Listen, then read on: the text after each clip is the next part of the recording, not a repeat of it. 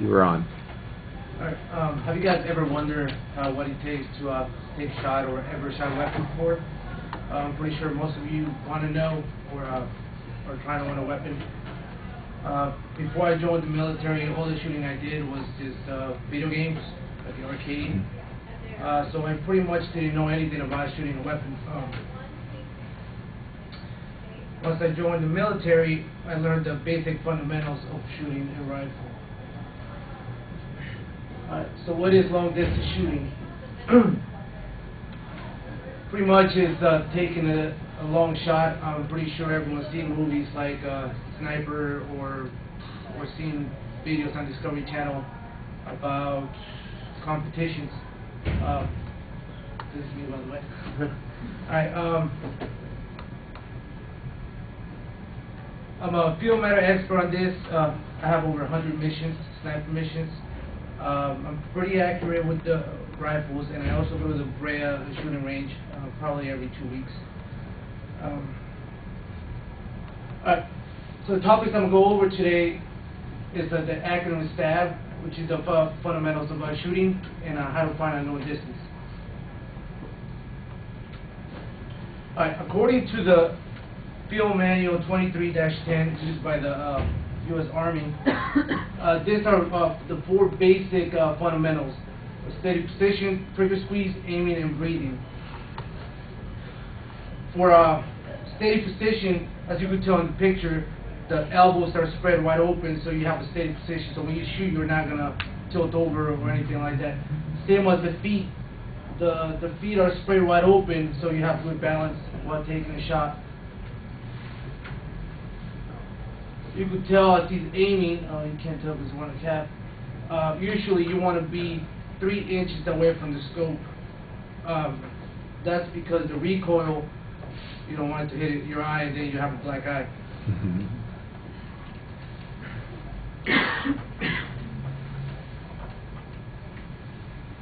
Alright, now trigger squeeze and breathing. I put them together because after you take a shot, you're going to realize your mistakes. As you can see, I put that up and down is your breathing. If you don't have correct breathing when you take a shot, your shots are going to go up and down, as you can tell.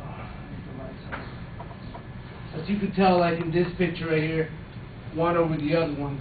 That means you weren't taking a shot with your natural pause, and I will explain the natural pause right after this.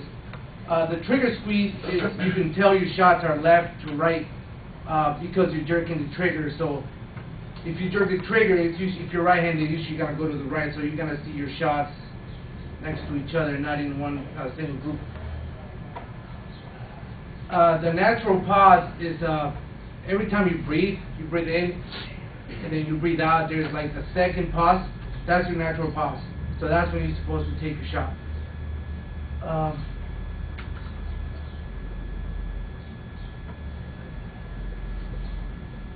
Now, aiming, this is a very important part.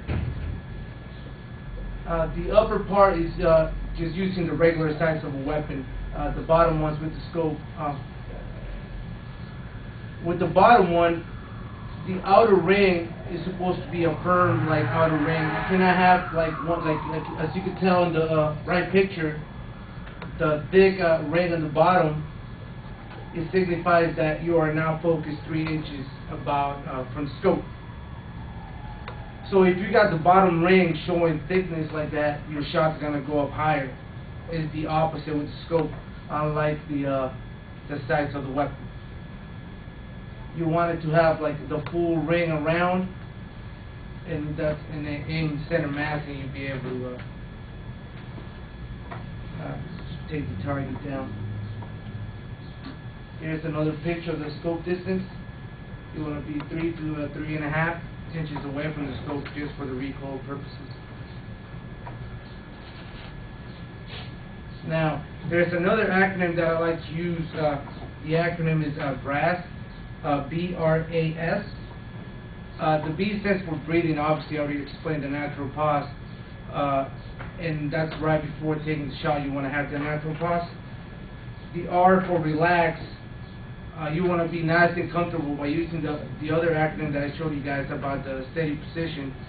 You don't want to be like struggling to like look through the scope or through the sight. The A is for aiming. Aiming, which talks about how you want to look at the target by using the proper distance and knowing how to use each sight. And then as for squeeze, once you squeeze the trigger, you want to avoid jerking and you want to have a nice firm squeeze and do not expect a recoil because obviously it's going to hit you in the face.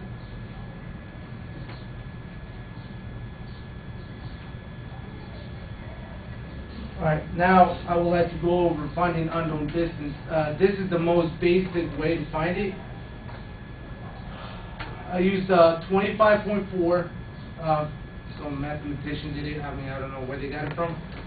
But you multiply it by the inches of a target. Pretty much like, let's see, the average head of a human from view will be like 6 inches. So, I shouldn't say that. Alright, we're going to use the example, a stop sign, which is 30 inches across. So once you know the measurement of a sign, of a stop sign, you multiply 25 times 4 times the inches of a target, and then you divide it by the mil dot. This is the scope in a large view, so from center to half of the dot is 1 mil. And that's when you measure the target. That's how you get the mils. Full view from the center all the way to the beginning of the black line, that is 5 mils exactly. So as an example, I did a measurement at a distance of 1.5 mils. I do the formula and it gives me 508 meters.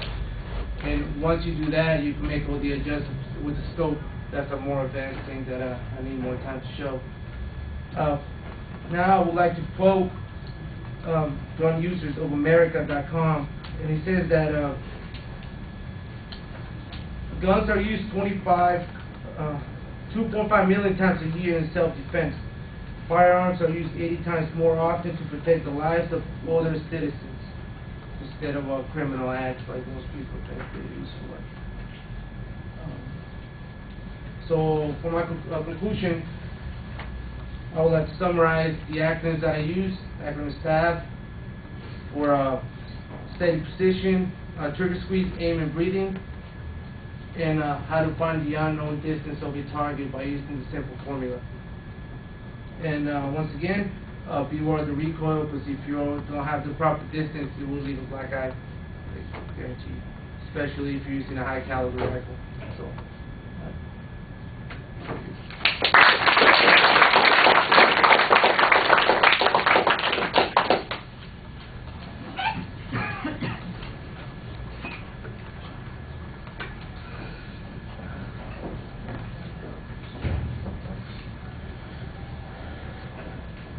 So Frank, what did you think? I think it was good, informative. Did like I would say stutters a little bit in some parts, like didn't always quite know where he was fitting, but it was generally informative and like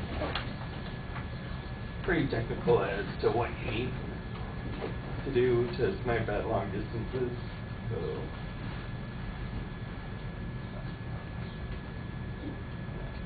Okay. Well, what did you think of the visuals? You know, did he cite material appropriately? You know, that kind of stuff. Yeah, I think he did.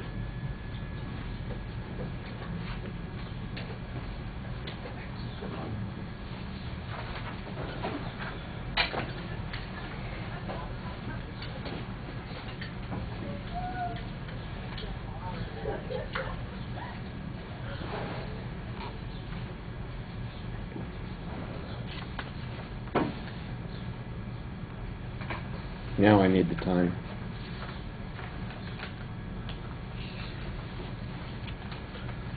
Who's keeping time? Did you have the time on that?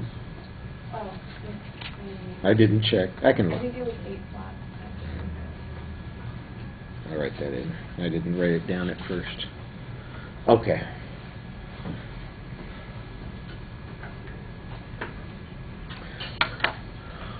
All right, the rhetorical question at the beginning is okay. I think you can lose the title card for your opening. You know, you don't really need that for the speech. The topic is well identified, and you do create a good preview. And you've got some good credibility that you use to set up the subject and your experience there.